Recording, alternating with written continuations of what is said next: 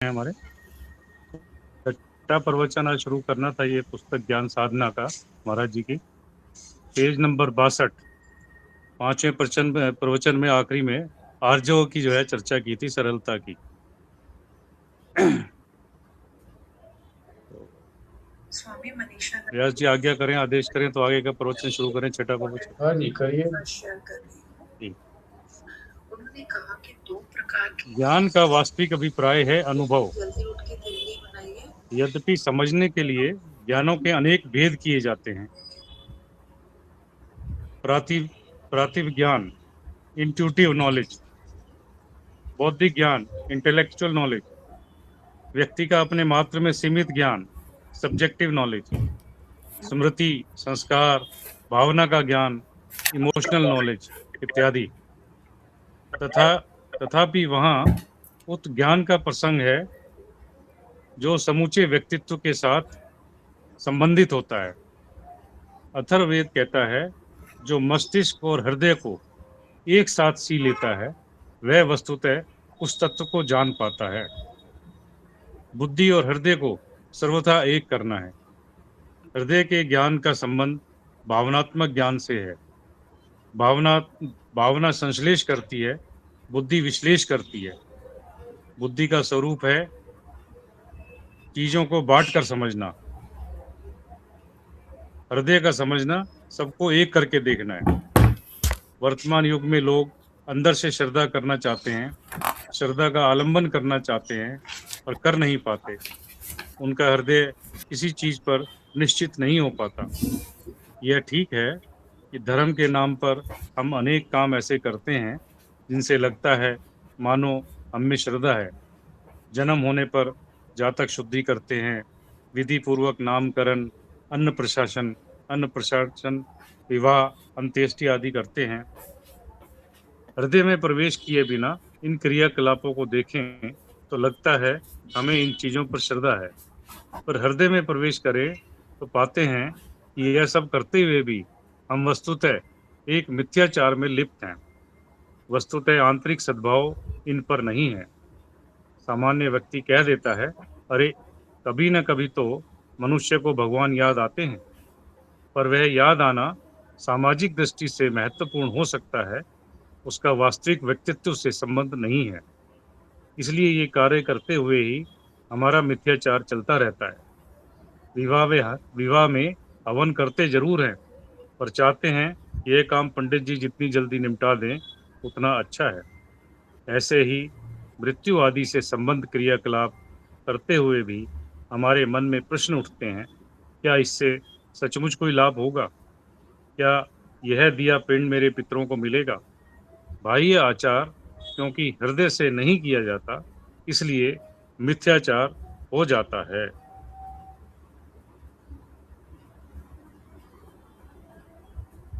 हाँ जी, व्यास जी इसमें बताया जी, ये बुद्धि और हृदय को एक करने की बात कह रहे हैं। वो ज्ञान तो वो असली ज्ञान तो ये कहते हैं, बुद्धि और मस्तिष्क और हृदय को एक साथ सी लेना, तब वो तत्व को जान पाता है। और फिर ये मिथ्याचार की बात करिए करके।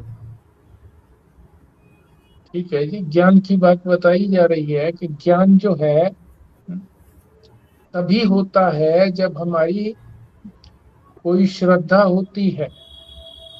जब उसके प्रति श्रद्धा होती है तभी हमको ज्ञान होता है।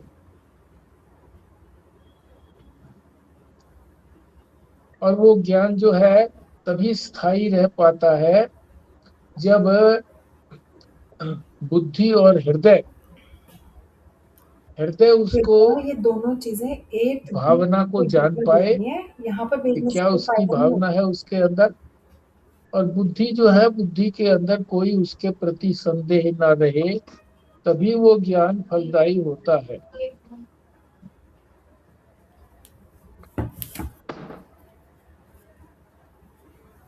और उसके लिए अपने आप को संस्कारित करना पड़ता है। और विभिन्न प्रकार के जो संस्कार हमारे यहाँ किए जाते हैं, जन्म से लेकर के मृत्यु पर्यंत, आपने अभी अभी पढ़े ही हैं जन्म होते ही जो जातक शुद्धि, बच्चे की शुद्धि करते हैं,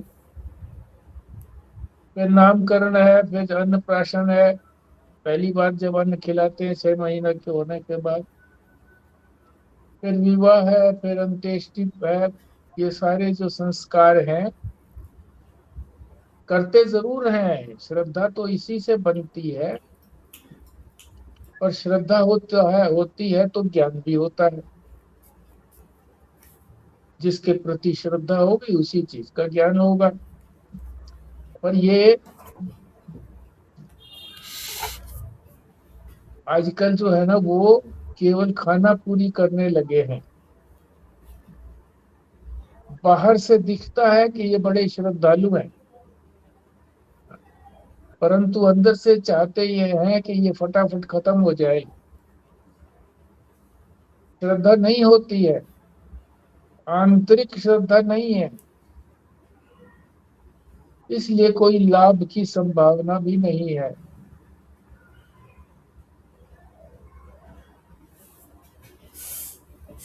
यहाँ तक का यही सार है। आगे फिर माने बुद्धि संस्कृति के। बुद्धि जब निर्णय कर लेती है, बुद्धि निर्णय कर ले और हृदय में श्रद्धा हो, तब जो है वो तत्व को प्राप्त करने की पात्रता बनती है। हाँ, पर ऐसा होता नहीं ना। केवल बाहर से लगता है कि ये तो आदमी कर रहा है, पर अंदर कोई श्रद्धा उसकी होती नहीं है। लड़का तो कह ही देता है विवाह के समय में कि पंडित जी जरा जल्दी कराना। पंडित जी ने कहा 3 घंटे लगेंगे, बोले जी 3 घंटे काहे को लगाओ, घंटे भर में खत्म कर दो। और इसी तरह से लड़का नहीं बल्कि उसके पेरेंट्स कहते हैं जी जल्दी करना,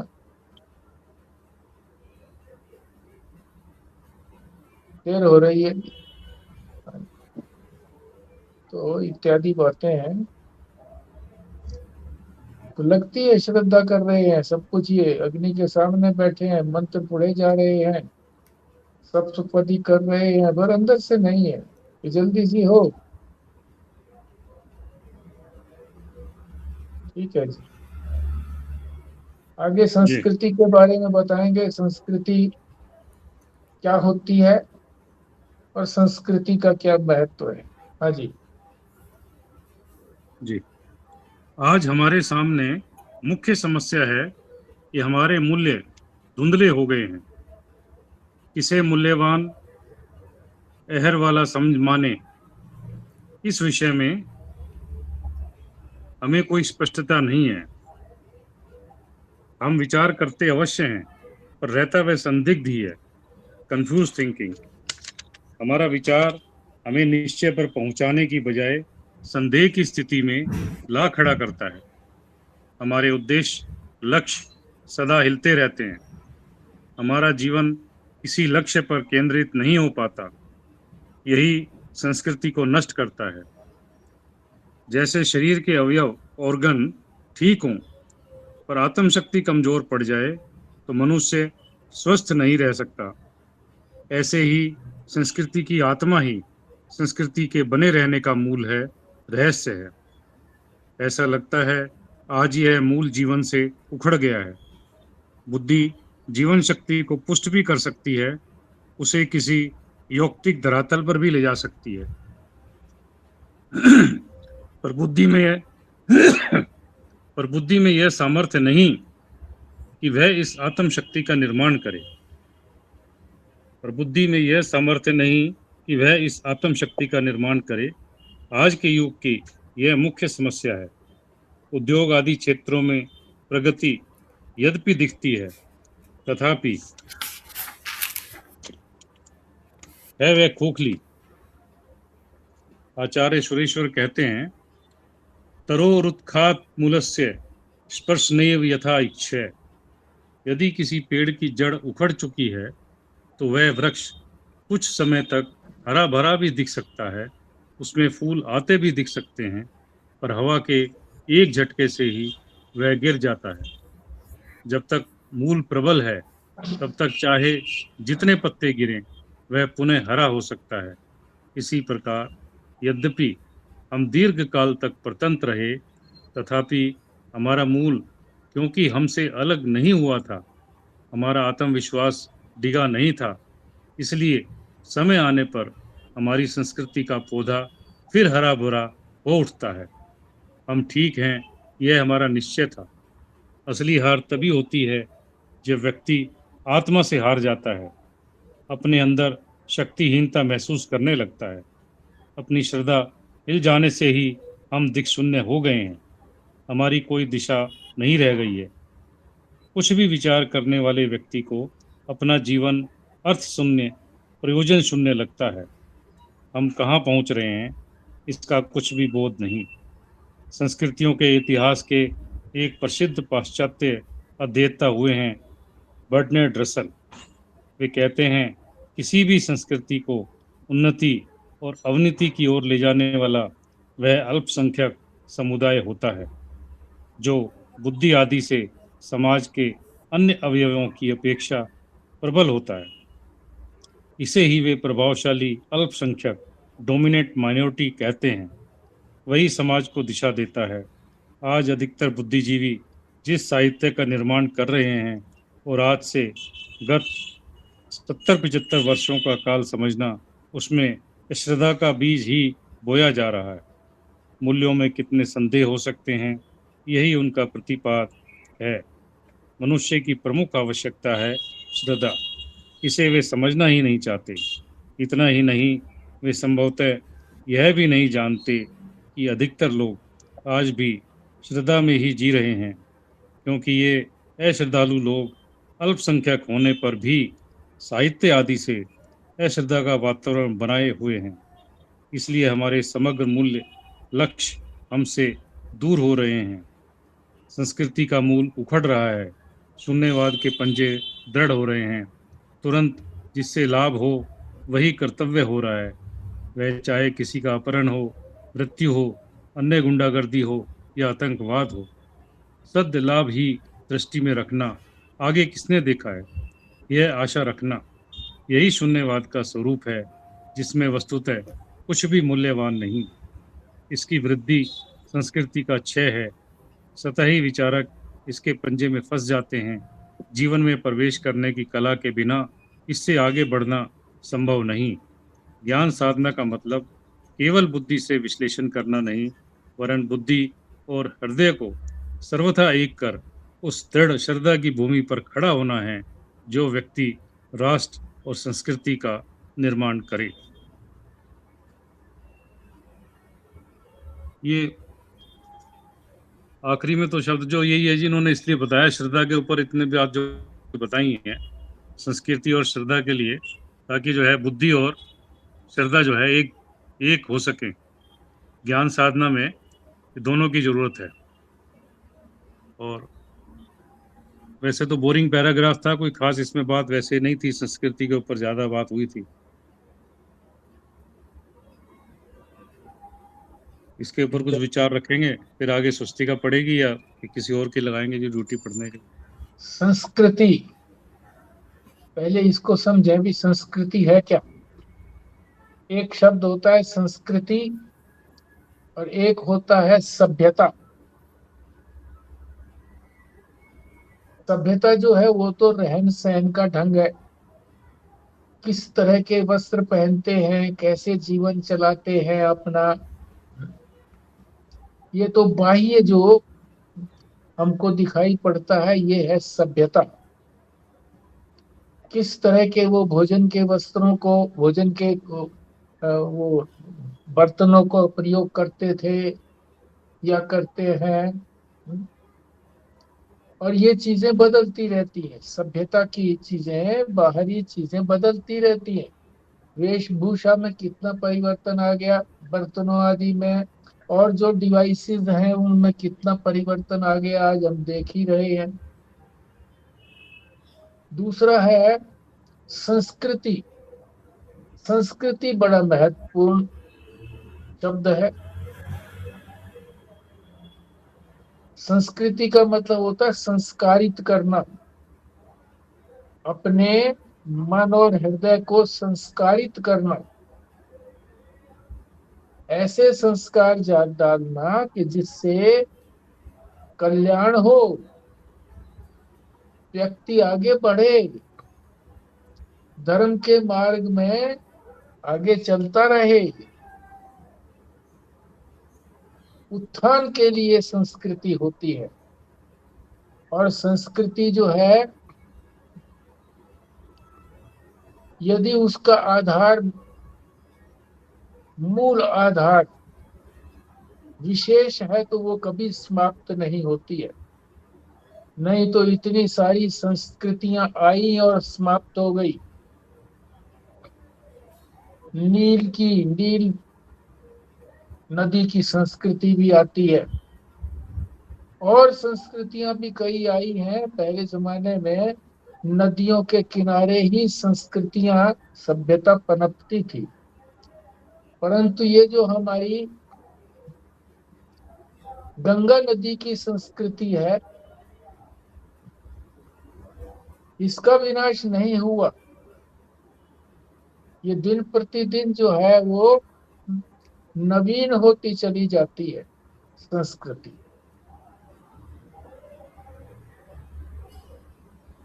तो संस्कृति को विशेष महत्व दिया है। संस्कार डालना, ये जो हमारे 16 संस्कार हैं, जन्म से पहले से ही शुरू कर देते हैं और मृत्यु तक, ये इसी तरह के संस्कार डालना है कि गर्भ के अंदर ही उनको ये वैल्यूज,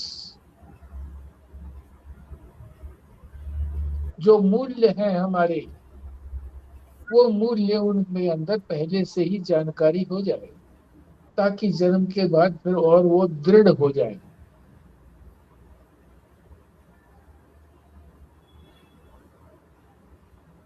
इसके लिए प्रमुख आवश्यकता जो है वो श्रद्धा की बताई है। श्रद्धा जो है वो धीरे धीरे उसका ह्रास हो रहा है, श्रद्धा का।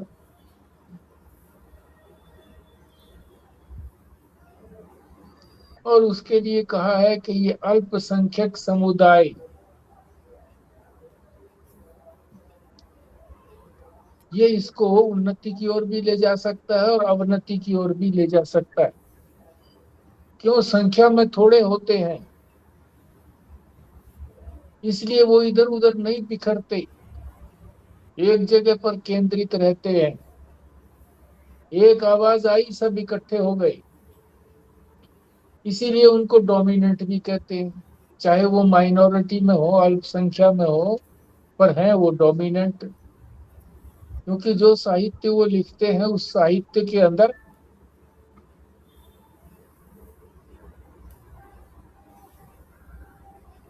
बुद्धिजीवियों के लिए लिखते हैं वो, और बुद्धिजीवियों के मस्तिष्क को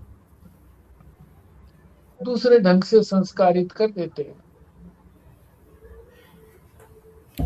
कि उनमें अश्रद्धा का वातावरण बनने लगता है अपनी संस्कृति के प्रति। यही अंग्रेजों ने किया था, यही मुसलमानों ने किया था।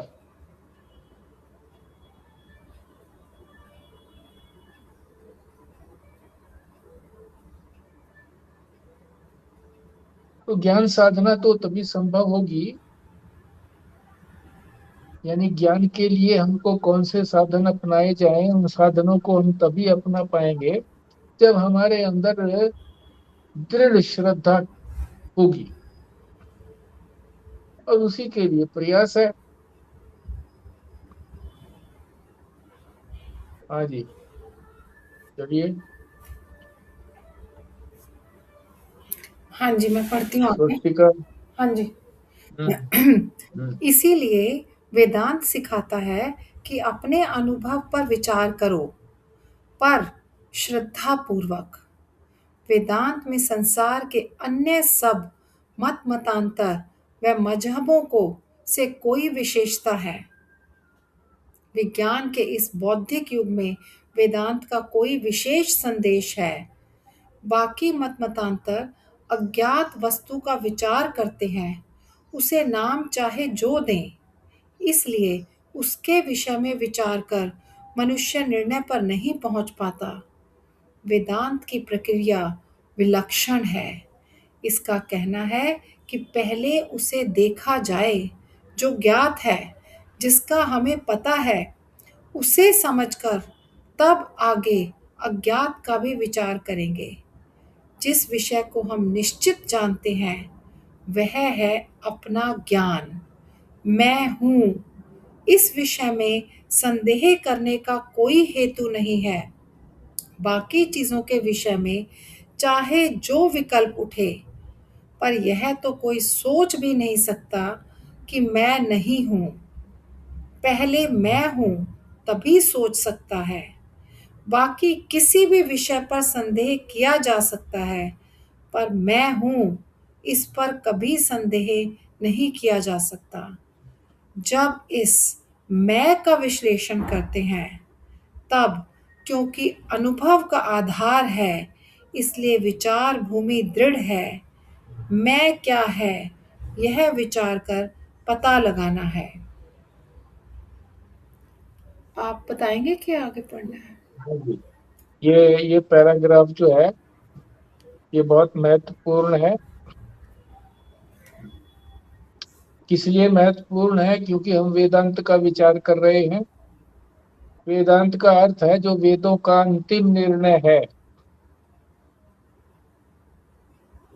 तो वेदांत क्या कहता है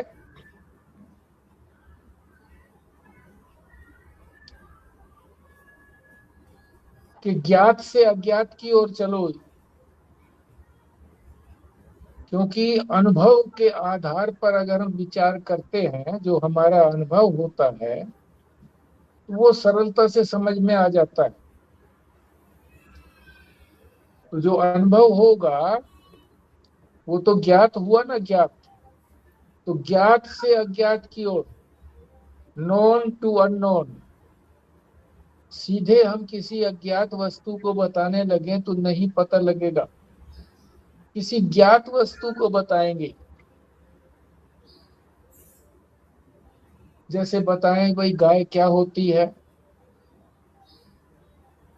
अब जिसने, अंग्रेज ने या किसी और ने गाय नहीं देखी है, जिनके यहाँ भेड़ बकरी वगैरह इत्यादि वही पाले जाते हैं, तो उनको बताते हैं कि भाई ठीक है, जो तुम्हारी भेड़ होती हैं या बकरियां होती हैं उसी तरह से उसके भी चार पैर होते हैं, शरीर भी होता है, मगर वो ऊंचा होता है, बड़ा होता है।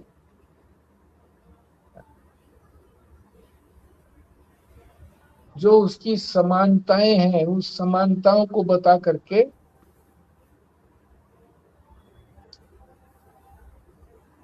ठीक से उनको ग्रहण कराते हैं।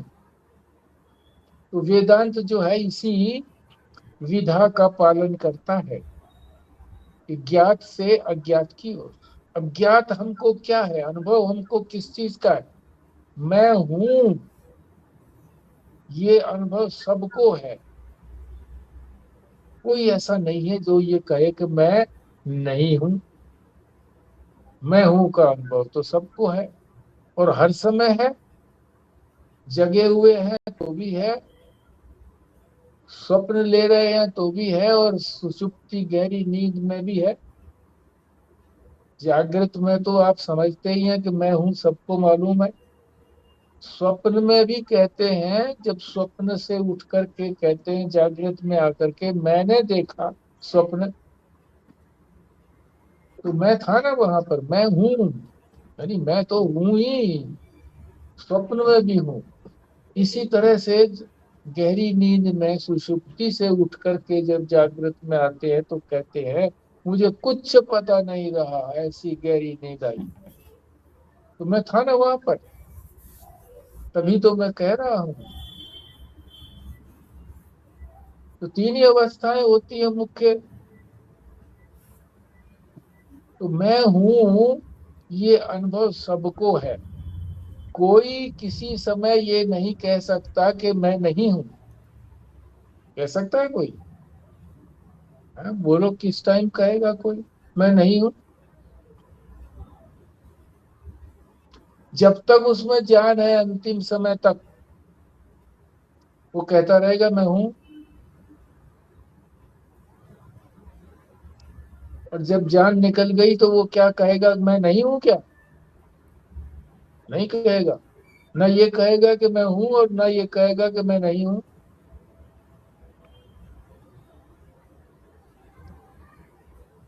तो यानी उसका जो अनुभव है, मैं हूं का अनुभव है हर समय में। मैं नहीं हूं ये किसी को अनुभव आज तक हुआ नहीं है, ना आगे होगा।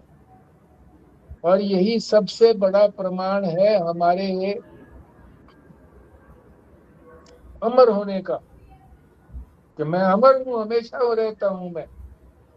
ऐसा कोई पल नहीं है कि जब मैं नहीं हूं।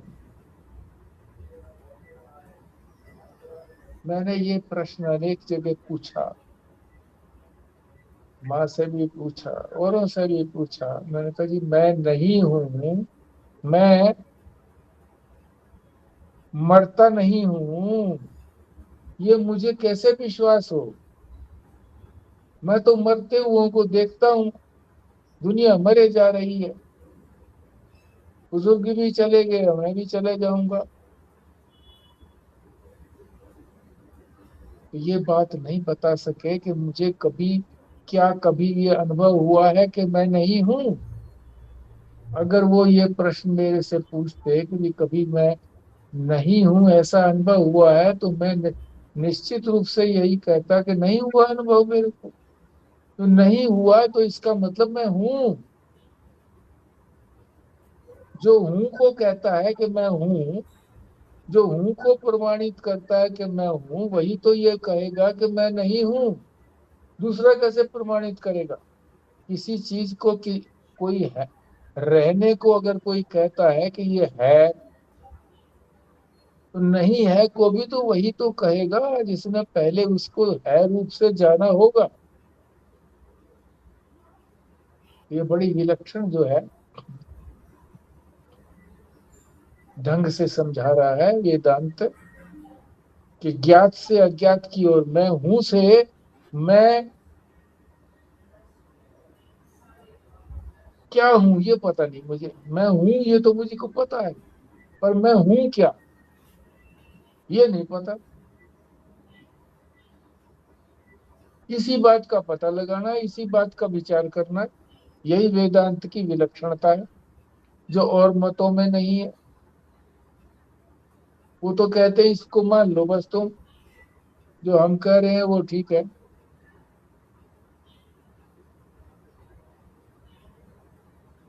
यहाँ तक का तो यही बात है, आगे फिर यही चीज और आगे भी चलेगी। इसमें किसी को शंका हो तो पूछिए। आज भी ये स्वामी जी बता रहे थे कि भाई जो चीज नहीं है उसको भी नकारने के लिए भी पहले उसको जानना पड़ेगा। हाँ कोई कहता है कि जी ईश्वर नहीं है, तो क्या पहले तुमने ईश्वर को जान लिया तभी कह पाओगे कि ईश्वर नहीं है? हाँ। नहीं तो, नहीं तो कैसे बोलोगे करके। तो ये जो ज्ञान की बात आ रही थी ना जी, कि ज्ञान में तो ज्ञान अज्ञान कुछ नहीं है, मगर अज्ञान को मिटाने के लिए विशेष ज्ञान की जरूरत है। हम्म। जो ये हम शास्त्र से, गुरु से ये सब सीख रहे हैं, जो भी करते हैं, जो विवेक विशेष ज्ञान है। बाकी ज्ञान होने के बाद तो ज्ञान और अज्ञान था ही नहीं, उसके अंदर कोई भेद ही नहीं था ज्ञान में। तो वो जो साधारण ज्ञान, उसको जो ये भाषा बोल रहे हैं, वो साधारण ज्ञान में तो कहीं ज्ञान अज्ञान है नहीं, भेद नहीं है। बट अज्ञान को मिटाने के लिए विशेष ज्ञान की जरूरत है। हम्म। एक और मेरे को इसमें ये अच्छा लगा जो इन्होंने बताया कि हम अपने अनुभव से विचार करना चाहिए। जो भी हमारा अनुभव है, जैसे मैं हूँ या नहीं हूँ, जो भी मैं हूँ ही हमेशा पता होता है, तो उस पे अनुभव पे भी विचार करो। पर हाँ, श्रद्धा पूर्वक को यही मतलब है कि जो हमें वेद ग्रंथ में जो हमें बताया गया है, उनको माने श्रद्धा पूर्वक, और फिर उसके लिए एप्रोप्रिएट युक्ति निकाल के उसको समझे। इसको भी आगे समझाएंगे वो, अच्छा। कि श्रद्धा वैसे ही नहीं करनी है। हाँ जी। हाँ, मैं आगे कोई बढ़। विशेषता होगी तभी तो श्रद्धा करेंगे। हाँ जी, चलिए। अनुभव में मैं का प्रयोग विभिन्न स्थितियों के लिए होता है। कभी मैं का अब ये प्रयोग। मैं का विश्लेषण कर रहे हैं कि मैं का मतलब क्या है। तो मैं तो बोल दिया, पर मैं किस चीज को समझते हो? तुम ठीक से समझते भी हो कि नहीं मैं को? हाँ जी। कभी मैं का प्रयोग मन के लिए होता है। मैं सुखी हूँ, दुखी हूँ, यहाँ सुखी दुखी मन है, पर मैं उसके साथ एक हो गया। कभी इंद्रियों के लिए मैं का प्रयोग होता है। मैं देखने वाला हूँ, सुनने वाला हूँ, मैं गोरा हूँ, मोटा हूँ आदि में मैं का प्रयोग शरीर के साथ है। विचार इसका करना है कि यह मैं सचमुच क्या है। देह, इंद्रिय, मन आदि सब मिलकर तो इसका स्वरूप हो नहीं सकता, क्योंकि इनके बदलते रहने पर भी मैं बदलता नहीं। अतः यह जानना है कि इसका वास्तविक स्वरूप क्या है। इसकी वास्तविकता का परीक्षण करना वही है जहाँ यह मैं दिख रहा है, प्रतीत हो रहा है। जिस प्रकार यदि हमें रस्सी में सांप दिखा और संदेह हो गया कि यह सांप है या नहीं, तो हमें रोशनी डालकर वहीं देखना पड़ेगा जहाँ सांप दिख रहा है। उसी प्रकार मैं के विषय में संदेह होने पर मैं का वही परीक्षण करना होगा जहाँ यह प्रतीयमान है। मिथ्यात्व का लक्षण करते हुए कहा गया है, प्रतीयम्नोपाद्यौ त्रैकालिक निषेध प्रतियोगित्वम मिथ्यात्वम प्रति इतना क्लियर नहीं समझ रहा। प्रतिपन्नोपाधि अर्थात जहाँ पर जिस अधिकरण में तुम्हें वस्तु की प्रतीति हो रही है, सामने पड़ी वस्तु के विषय में भी तुम्हें निश्चय हो रहा है कि यह सांप है।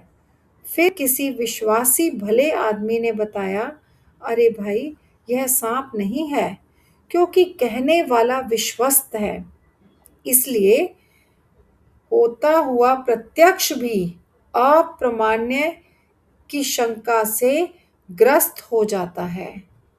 मन में शंका आ जाती है, क्या यह सचमुच सांप है? पर इतने मात्र पर निश्चय नहीं हो जाता कि यह सांप नहीं है, रस्सी है। जिसे अब तक प्रमा टीका ज्ञान समझा था, उस पर शंका होती है, क्या यह ज्ञान ठीक है? शंका निवृत्ति के लिए प्रकाश डालकर पास जाकर ध्यान से देखते हैं, तब पता लग जाता है, अरे यह तो रस्सी है। रस्सी का पता लगते ही निश्चय हो जाता है कि जहां हमें जो चीज जिस प्रकार दिखी थी, उसी जगह यह चीज न तब थी, न उसके पहले थी, न बाद में होगी। पर इस निश्चय के लिए तुम प्रवृत्त तब हुए जब किसी व्यक्ति ने, विश्वासी भले आदमी ने तुम्हें बताया कि यह सांप नहीं है। ऐसे में मैं अपने आप को क्या लिखा, बुद्धि देखता हूँ, क्या बद्ध देखता हूँ, सुखी दुखी पाता हूँ, गोरा काला, ब्राह्मण क्षत्रिय आदि सब रूपों में प्रत्यक्ष कर रहा हूँ। वेद व गुरु दोनों ही आप्त हैं। कहते हैं, अरे सब तुम नहीं हो, तुम देहादी नहीं हो। यह सुनने पर अपने अनुभव की प्रामाणिकता में शंका होती है, जिससे विचार में प्रवृत्ति होती है।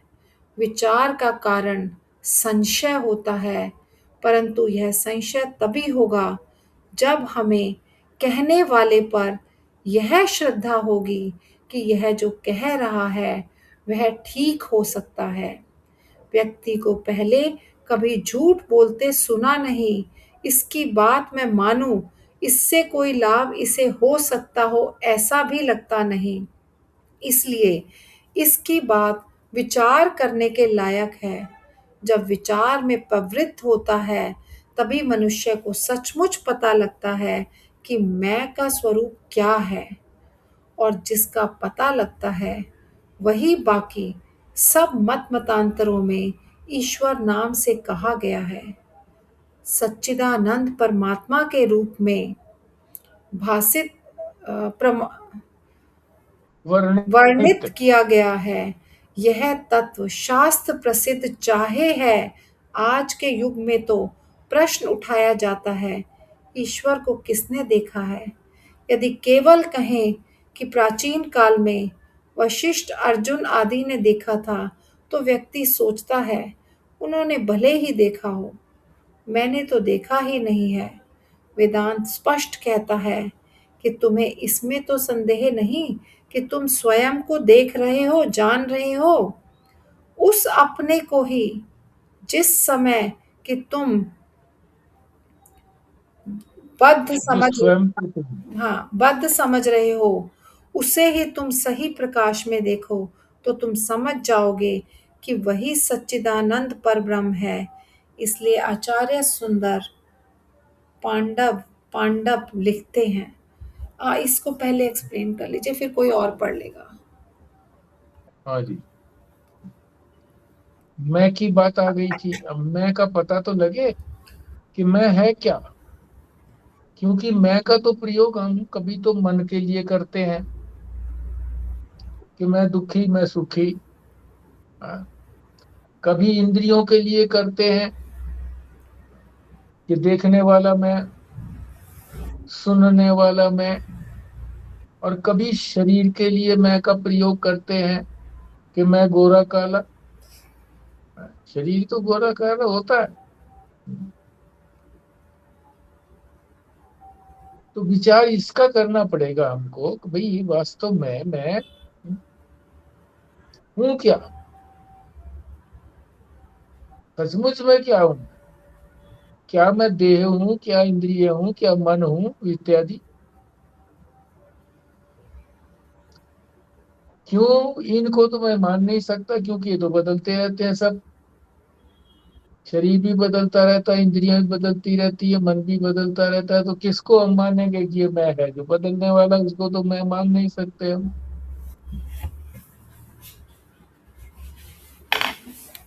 इसी का परीक्षण करना है फिर। अब वो परीक्षण कैसे करेंगे कि जहां पर ये मैं दिख रहा है हमको, मैं की प्रतीति जहां पर हो रही है, वहीं उसको ढूंढो। जैसे सर्प दिख रहा था, तो जहां शक हुआ है वही देखो उसको। शक कैसे हुआ कि किसी ने कहा कि ये सर्प तो है नहीं,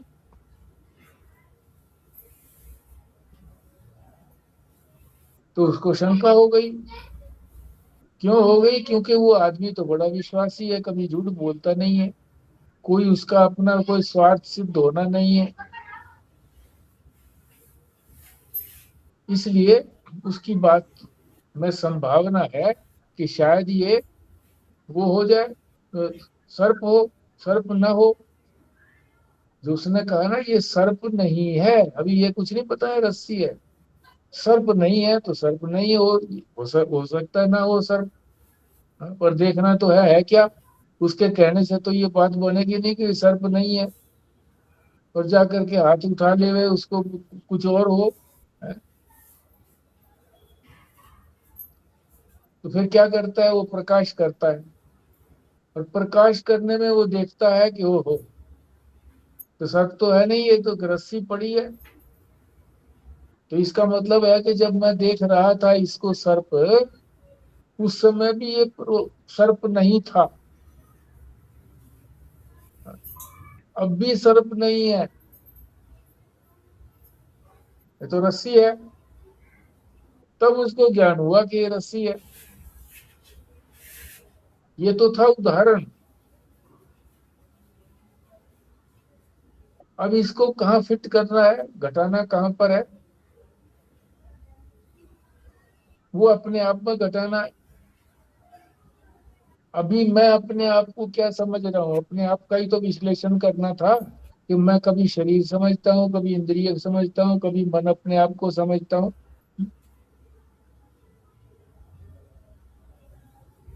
तो मैं अपने आप को क्या समझता हूँ, बद्ध समझता हूँ, बंधा हुआ। जो करना चाहता हूँ कर नहीं सकता, जो जानना चाहता हूँ जान नहीं सकता। बंधा हुआ हूँ कि नहीं, आजाद नहीं हूँ।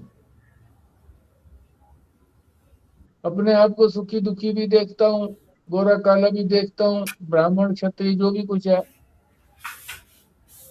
तो एक विश्वासी गुरु और वेद, क्योंकि श्रद्धा तो उसकी है वेद के अंदर और गुरु के अंदर, सदगुरु में, तो वो तो विश्वासी हो गए। वो कह रहे हैं इसके लिए, विश्वासी के लिए आप्त कहा है पुरुष। आप्त, आप्त का मतलब सम्माननीय है, आप्त पुरुष है। तो उसकी जो समझ रहा था अपने आप को कि मैं तो दुखी सुखी हूँ, ये हूँ वो हूँ, तो अब उसको शंका हो जाती है, संशय हो जाता है कि क्या मैं ऐसा हूँ जो ये कह रहे हैं, इनका कोई स्वार्थ तो है नहीं। अब भाई मैं मान लूंगा तो इनका कोई स्वार्थ सिद्ध हो जाएगा। तो संशय होता है, तो फिर वो विचार करता है।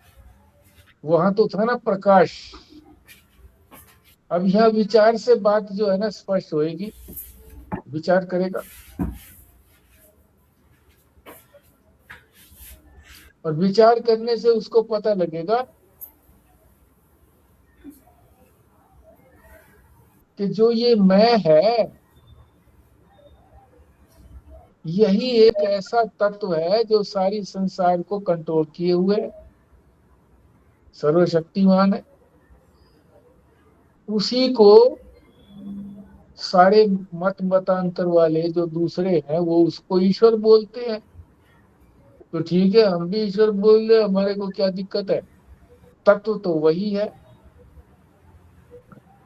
जो मैं हूं, वह जो तत्व मैं निकला विचार करने से सच्चिदानंद, वही तत्व तो ईश्वर है, सच्चिदानंद। तो ये विचार का परिणाम है कि मुझे अपने असलियत का पता लग गया कि मैं तो ईश्वर हो गया, ईश्वर हूँ। हो नहीं गया, अभी पता ही लगा कि मैं तो ईश्वर हूँ। अब आगे तो साधना करनी पड़ेगी। तो समझ गए ना कि देखने को कहाँ कहा गया था, मैं को देखो, जहां ये तुमको शक है वहीं देखो। अब वहां देखा क्यों, क्योंकि मैं को पहले समझ तो लोग है क्या चीज, दोबारा से बोल रहा हूं मैं, मैं है क्या चीज। कभी मैं कुछ समझता हूँ अपने आप को, कभी शरीर समझता हूँ, कभी इंद्रिय समझता हूँ। हाँ? तो ये तो हो नहीं सकते, क्योंकि तो बदलते रहते हैं हमेशा ही। तो जो नहीं बदलेगा वही तो मैं हूँ। तो इसकी असलियत को जानना है हमको, इसका परीक्षण करना है। तो ये क्या करना है, जैसे सांप जो है, मान लीजिए सामने सांप दिख रहा है, इसका परीक्षण करो। क्यों परीक्षण करने की बात आती है, क्योंकि जो सम्मानीय व्यक्ति था, कोई विश्वासी आदमी था, उसने कह दिया कि नहीं ये सर्प नहीं है। इतना ही कहा बस, उसने ये तो कहा नहीं कि ये है। कहने मात्र से तो मैं मानता नहीं हूं। तो मैंने फिर रोशनी करी तो पता लग गया कि ये तो सर्प नहीं था। जिस समय देख रहा था उस समय भी नहीं था, अब भी नहीं है, सर्प नहीं है ये। तो इसी तरीके से जो मैं अपने आप को समझ रहा हूँ, शास्त्र कहता है तू जो गलत समझ रहा है इसको, तो सही कैसे समझेगा। क्योंकि अभी गलत क्यों समझ रहा हूं मैं अपने आप को, सुखी दुखी इत्यादि गलती तो समझ रहा हूं। तो शास्त्र ने, गुरु ने, वेद ने बताया कि भाई हाँ, ये तू अपने आप को गलत समझ रहा है। विचार कर, शक हो गया उसको, विचार करो, तो विचार किया, तो विचार किया, तो विचार करने का परिणाम क्या हुआ, क्यों पता लगा कि मैं तो सच्चिदानंद हूँ। और वही सच्चिदानंद जो है एक तत्व भी है, एक जिसको सभी ही ईश्वर बोलते हैं। तो मैं तक पहुंच गए, मतलब मैं की असलियत तक पहुंच गए। रमण महर्षि भी यही कहा करते थे, कोई भी प्रश्न पूछे तो कहते थे मैं कहाँ से निकलता है उसका पता करो। यानी अहंकार कहाँ से निकल रहा है वहां जा करके पता करो, तो वहां तक पहुंचो, तो वहां तक पहुंचोगे तो वहां पता लगेगा कि ये तो अहंकार है, वास्तव में तो अहम दूसरा है। ठीक है,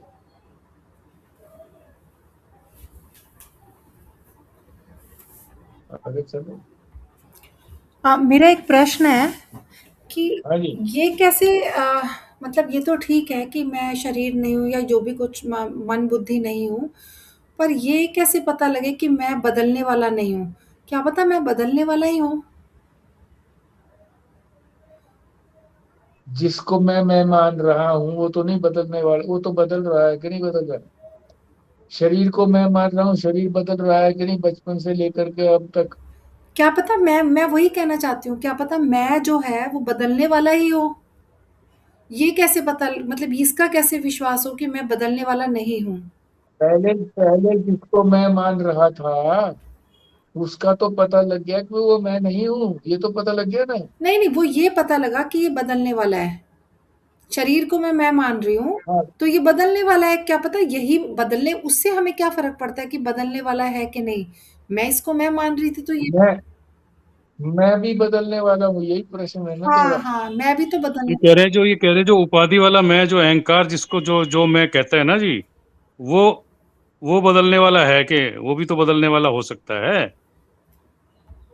ये शरीर तो बदल रहा है, ये तो दिख रहा है जी कि चलो बचपन में थे, जवानी में थे, ऐसे होते ये शरीर की बदल गया करके, ये तो प्रत्यक्ष दिख रहा है, अनुभव में आ रहा है। बट इसको जो जान रहा है वो भी बदलने वाला है कि नहीं है, वो बदल रहा है कि नहीं बदल रहा? क्यों सोचती है, यही सवाल है क्या? नहीं, नहीं, नहीं, वो बदल तो, हाँ ये तो तो हमें पता है कि वो नहीं बदल रहा, पर हम वही हैं क्या? क्या पता हम बदलने वाले ही हों? मतलब शरीर ही जो जिसको हम कह रहे हैं कि ये शरीर मैं हाँ नहीं हूँ वो तो क्योंकि ये वो बदलने वाला पहले है। ये बात पहले भी आ चुकी थी कि मैं बदलने वाला नहीं हूँ। क्यों?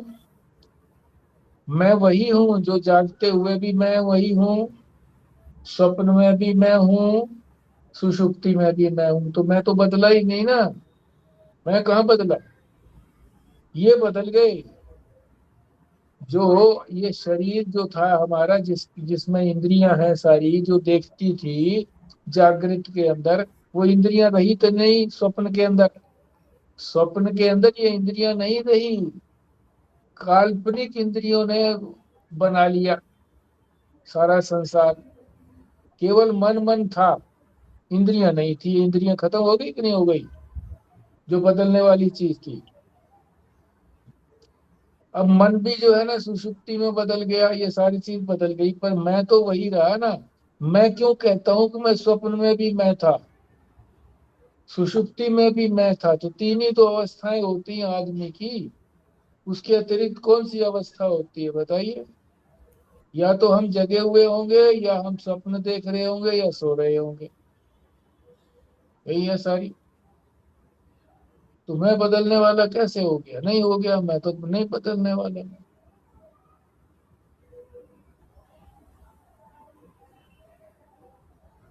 मैं भी अगर बदलने वाला हो जाऊंगा तो इस बदलाहट को देखने वाला कौन होगा? जो स्थिर होगा वही तो बताएगा कि ये चीज बदल रही है। बदलने वाला बदलने वाले को कैसे बताएगा? गवाही में भी जो गवाह बदलता है, दूसरा गवाह आता है, वो भी अगर बदलता है, तो वो ये कैसे कह सकता है कि भाई मैं ये बदलने वाला जो है ये झूठा है तो मैं सच्चा हो गया? उसकी भी नहीं मानेंगे। जो बदलने वाला पहले था उसको भी कह देंगे ये तो गवाह ठीक नहीं है, बदलता है, पहले कुछ कह रहा है अब कुछ कह रहा है। दूसरा आया, उसने भी वही बात कही, तो दोनों में अंतर क्या रहा? कुछ नहीं रहा। तो मैं बदलने वाला नहीं हूँ, ये हमको अवस्था त्रय से पता लग जाता है। तीनों अवस्थाओं में मैं बना रहता हूँ। और फिर ये कहा अच्छा शुरू शुरू अच्छा, में। वैसे एक बात और जो वेदांत में सिद्धांत है ना, जो दृश्य दृष्टा का जो आता है, ये जो दृश्य दिख रहा है, ये हमारी आंख ने देखा, तो आंख तो हमारी जो है दृष्टा हो गई, और ये सामने दृश्य हो गया जी। फिर जो है ये आंख जो है, ये इंद्रियां इंद्रियां दृष्टा हो गई, ये दृश्य हो गया। इनको फिर किसने? मन ने देखा। मन देखता है कि भी इंद्रियों को, तो मन जो है दृष्टा हो गया, ये इंद्रियां जो है दृश्य हो गई। फिर बुद्धि की बात आ गई कि बुद्धि जो है दृष्टा हो गई, और ये मन और ये तो सब ये दृश्य हो गया करके। और मन के बाद फिर जो है, जो मैं, जो उपाधि वाला जिसको मैं कहते हैं अहंकार रूप से, वो साक्षी हो गया। वो सबको देख रहा है, बुद्धि को भी देख रहा है और इसको भी देख रहा है। फिर इसके बाद बात की थी कि हमने सर्व साक्षी की बात की थी, मगर वो सर्व साक्षी भी इसलिए नहीं कह सकते कि उसके आगे दृश्य दृष्टा कुछ नहीं है। वो तो प्रकाशित रूप है, वो प्रकाश कर रहा है। उसकी प्रकाश, उसकी जो है सन्निधि में, प्रकाश में सब कुछ प्रकाशित हो रहा है। तो मतलब साक्षी कहना उसको ठीक नहीं है, क्योंकि साक्षी कहेंगे तो कोई ना कोई दृश्य उपलब्ध होगा वहां पर। तो ये जो अहंकार वाला जो मैं है क्योंकि इसका भी एक सर्व साक्षी है, वो नहीं बदलता, जो नित्य है, जो सच्चिद आनंद है। मगर ये जो अहंकार वाला जो मैं जिसकी बात कर रहे हैं करके, हालांकि ये देह को कह रही थी कि जो बदलता है वो बदलने वाला मैं हूँ क्या, मगर ये तो अनुभव से जान लेते हैं कि वो मैं नहीं हूँ, कि भाई ये तो यहीं पड़ा रहता है, शरीर को जला देते हैं। अगर मैं होता तो बोलते जी मेरे को जला दिया क्या। तो ये जो अहंकार वाला मैं है, ये भी तो बदलने वाला रूप नहीं होगा ना जी। एक तो आप इसको जो साक्षी कह रहे हो ना, बदलने वाले अहंकार को, जो बदल रहा है अहंकार, ये साक्षी कह रहे हो। साक्षी शब्द तो अंतिम में है। सर्व साक्षी और साक्षी में कोई अंतर नहीं है। साक्षी तो एक ही है, दो थोड़े हो जाएंगे, एक तो ये बात है। फिर ये दृष्टा दृश्य जो है ना, ये प्रमाणित थोड़ी करेगा मैं को, कि मैं वही हूँ। मैं तो अपने आप को मैं ही प्रमाणित कर सकता हूँ कि मैं हूँ,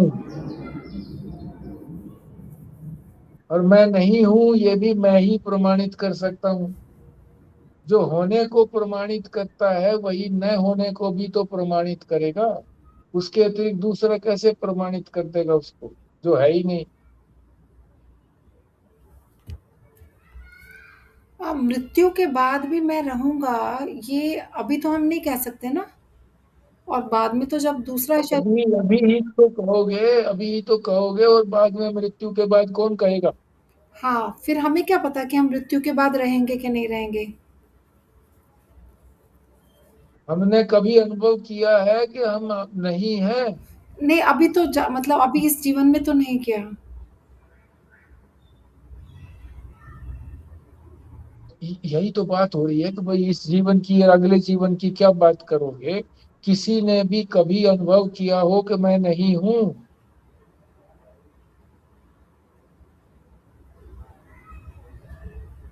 जिन्होंने दूसरे जन्म में भी, मान लो तो उसको पिछला जन्म याद रहा, किसी को ऐसे भी तो है, कोई एक आधा आ जाता है, तो उससे भी पूछते हैं, वो भी तो यही कहता है कि मैं था वो पहले, पहले उस घर में था, अब इस घर में आ गया हूँ, ये हूँ तो अपने न होने को तो वो भी नहीं कह रहा कि मैं नहीं हूँ।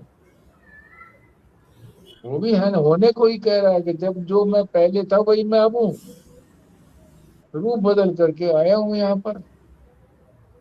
पहले मैं पति था, अब यहाँ पत्नी बन गया हूँ मैं। तो मैं नहीं हूं इस शब्दावली को अत्यंत दृढ़ता से मस्तिष्क में गोद करके रखो, खुदा करके, गोद करके, कि मैं नहीं हूं ये किसी ने भी आज तक अनुभव नहीं किया और ना करेगा आगे।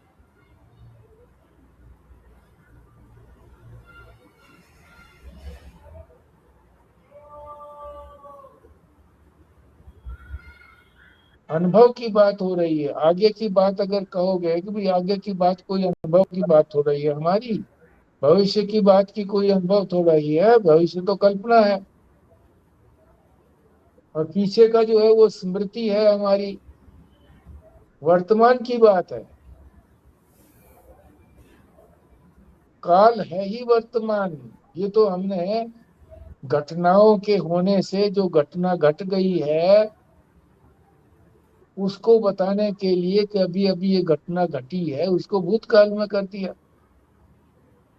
अभी जो घटी नहीं है घटना, वो उसके लिए भविष्य कह रखा है। जो अभी घट रही है वही है, वास्तव में तो वर्तमान ही है वास्तव में, और कोई काल है ही नहीं।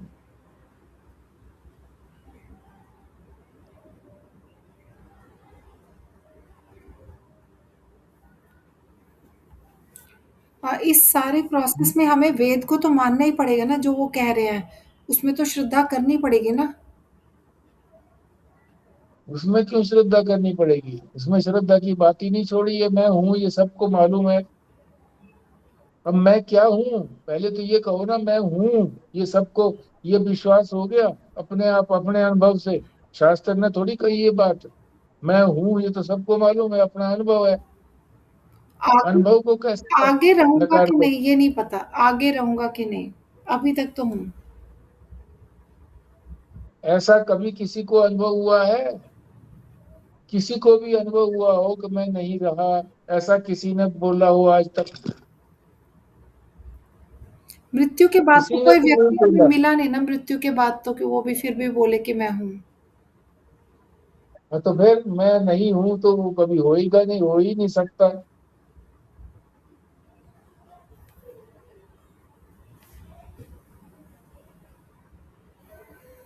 इससे तो ये रहस्योद्घाटन होता है कि मैं कभी मरता नहीं हूँ। प्रमाणित होता है मेरे अपने अनुभव से कि मैं कभी मरता ही नहीं हूँ, मरा ही नहीं हूँ। सबसे प्रबल प्रमाण है मेरे जिंदा रहने का हर समय, और मेरे न बदलने का। न बदलने का तीनों अवस्थाएं कह दो कि बदलता नहीं मैं।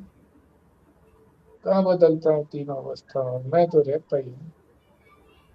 और कौन सी अवस्था होगी? भविष्य में भी यही तो अवस्थाएं होती हैं, और कौन सी अवस्थाएं होंगी?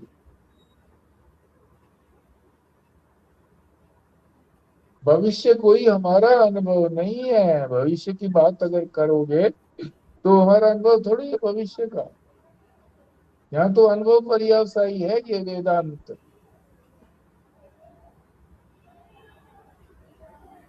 जब तक ये अनुभव में कोई चीज नहीं आती तब तक उसको प्रमाणित नहीं कहा जा सकता। अब जो वेद ने, जो गुरु ने कहा था, उससे यही संभावना तो हुई थी कि हो सकता है कि सर्प ना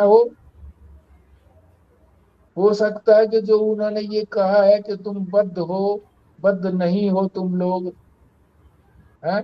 तुम ब्राह्मण क्षत्रिय नहीं हो, गोरे काले नहीं हो, सुखी दुखी नहीं हो, ये मान लो कहा उन्होंने। यही तो कहा ना एक तरीके से। वहां जब कहा कि सर्प नहीं है, यहाँ ये कहा कि तुम ये नहीं हो, गोरे काले आदि नहीं हो। ये कहा तो संभावना हो गई। उसने ये थोड़ी कहा कि भी उसकी बात को पक्का मान लिया। संभावना हो गई, शंका हो गई, संशय हो गया। अब संशय होने के लिए वो विचार करते हैं। विचार करो।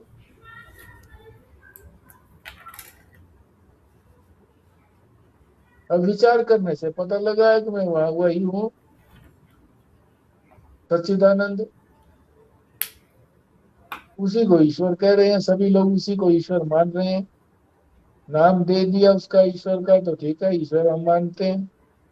मैं ही अपने आप को ही तो मान रहा हूँ, किसी दूसरे को तो मान्यता नहीं हो रही मेरी ईश्वर की। और लोगों की मान्यता तो ईश्वर की दूसरी है मान्यता। उनको पता ही नहीं है मान्यता, अपने मैं से थोड़े ही चलते हैं वो तो कहते हैं कि ईश्वर है मानो। वेदांत कहता है कि ईश्वर है ये मत मानो, मैं हूं इस बात को तो मानो। और मैं हूं, जब ये तुमने मान लिया तो मैं का जब स्वरूप निकला कि वो हमेशा बना रहता है, सत है। सत का मतलब हमेशा बना रहता है। चिद है, अपने आप को जानता भी है कि मैं हूं। ये जाना कि नहीं जाना उसने? और मैं ज्ञान स्वरूप हूं, ये भी उसने जाना। कि ज्ञान जो है, मेरे बिना ज्ञान नहीं होता किसी चीज का भी। मैं हूं तो ज्ञान होगा। और मैं आनंद स्वरूप हूं, इसका बोध नहीं होता है आनंद का। उसके लिए प्रयत्न करना पड़ेगा। ये दो चीजें तो स्पष्ट हैं। मैं आनंद हूं ये नहीं पता लगता भैया। क्यों? ये भी चीज, रसगुल्ले से भी आनंद मिलता है, फलाने से भी मिलता है, सब चीजों से आनंद मिलता है। पर जब इसका आनंद का विश्लेषण करेंगे तो फिर पता लगेगा कि आनंद तो इन विषयों का आनंद नहीं है। इन विषयों का आनंद होता तो मुझे सुषुप्ति में क्यों आनंद आता? अरे बड़ी गहरी नींद आई, बड़ी बड़ा आनंद आया। अरे, वहां तो था ही नहीं कुछ भी, न रसगुल्ला था, ना कुछ पत्नी थी, ना कुछ और था। कैसे कैसे आया आनंद? तो इसका मतलब है ये वस्तुएं जो है ना, ये आनंद नहीं देती है, निर्विषय आनंद है। यही तो सिद्धांत निकला कि सुषुप्ति ने हमको क्या बता दिया? निर्विषय आनंद। जिन विषयों की तरफ हम भागते रहते हैं कि ये ले लो, ये ले लो, मकान ले लो, ये कर लो, ये पैसा हो गया हमारे पास है? ये सारी चीजें कहाँ सुख दे रही हैं? सुविधा हो सकती है, सुख नहीं देती है। सुख जो है वो तो अपना स्वरूप है? उस स्वरूप की वजह से ही थोड़ा बहुत यहाँ पर आनंद आता है, उसी की परछाई पड़ती है तो ये आता है, नहीं तो ये भी नहीं आएगा।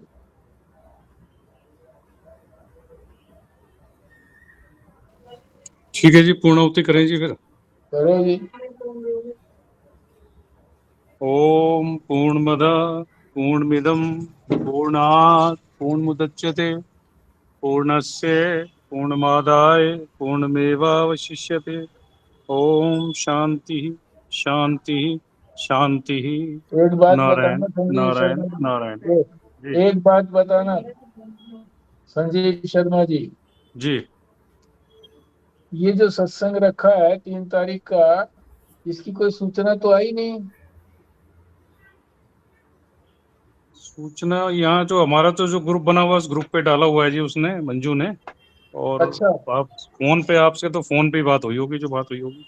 हम वो कहे थे कि भाई हम जो है ना वो डाल देंगे। हाँ, अच्छा। तो पता तो लगे कि भाई हाँ है कि नहीं है, एक तो बात ये कंफर्म हो। जी जी दूसरा समय का पता लगे, किस समय से किस समय तक है। जी जी। तो वो जी, वो ग्रुप पे तो डालने का वो एडमिन वही डाल सकते हैं करके, क्योंकि जो मेरे को मैसेज आया, अगर वो कहो मैं फॉरवर्ड करने के लिए, तो वो कर सकता हूँ। बता ही दो तुम, समय क्या है? 2 से 4 मैं वो फॉरवर्ड कर देता हूँ, उसमें एड्रेस वगैरह सब कुछ है ना जी। अच्छा, ठीक है। मैं फॉरवर्ड कर देता हूँ, दो आप से जैसे चार ठीक समझे। है हाँ जी जी? हाँ जी हाँ जी। तो आपकी बात तो बहुत थोड़ा रखे हो समय। हाँ वो ऐसा ही है जी, उसमें तो टाइम तो यही रखा हुआ। हम लोग 1 से 4 5 कर लेते थे वैसे तो। हाँ, एक से करते थे ना, एक से कम से कम 4 बजे तक तो हाँ, रखते 4 बजे ही थे। तक करते थे, तो 5 बजे तक वो निपट जाता था नाश्ता वगैरह करके। हाँ, जी जी। और जो जो मैसेज लिखा है वो तो यही है, 2 से 4 मैं ठीक है, फॉरवर्ड कर देता हूँ। ठीक है। जी। नारायण। नारायण। नारायण नारायण नारायण। नारायण।